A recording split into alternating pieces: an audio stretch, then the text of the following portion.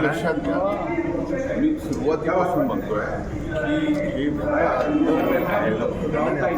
ज्यात अतिशय निर्गुण ही संतोष आणि अशा प्रकारे हत्या की त्याचं समर्थन कोणीच करू शकत. त्यामुळं जवळजवळ सर्वच आरोपी आता त्यात झालेले आहेत आणि जेवढी तीव्र भावना या प्रकरणामध्ये आमच्या सर्वांचीच होती. आता त्यात आरोपी अटक झाले, त्याच्यात SID नेमल्यानंतर आता याच्यामध्ये फार शेवटपर्यंत त्याचा तपास होणार, कोण होतं काय होतं. आदल्या दिवशी जो गुन्हेगार आहे तो आणि त्याचा भाऊ आणि एक पोलीस ऑफिसर व्हिडिओ समोर आलेला, तो व्हिडिओ बघितलेला की ह्या सगळ्या गोष्टीचा तपास आता या तपास यंत्रणेत काढण्यात मकोका लावण्यात आलेला आहे आणि गुंडगिरी कुठेतरी संपवायची असेल.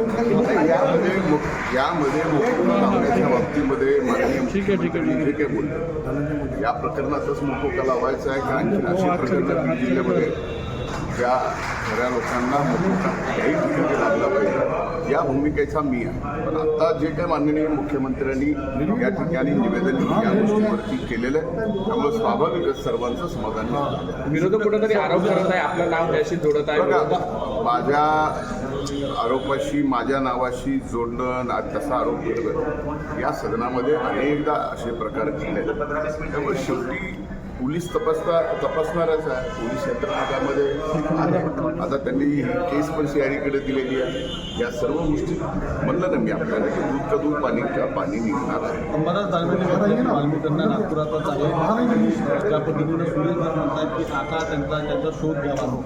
एक लक्षात घ्या, विरोधी पक्ष नेत्यांनी काय बोलावं हे मला सांगता येत नाही. पण त्यांनी हे जरी सांगितलं असतं किंवा नेमकं वाल्मिक कराड नागपुरात होत्या तर तेही पोलिसांनी काम केलं असतं. त्यांना तुम्ही या घटनेकडे कसं पाहता, तुम्हाला काय वाटते, काय कारवाई झाली पाहिजे? हे बघा, या घटनेमध्ये ज्यांनी कुणी ज्या आरोपींनी जशा पद्धतीने संतोष देशमुखांची हत्या केलेली आहे त्यांना फाशी झाली पाहिजे ही माझी स्पष्ट भूमिका. लवकरात लवकर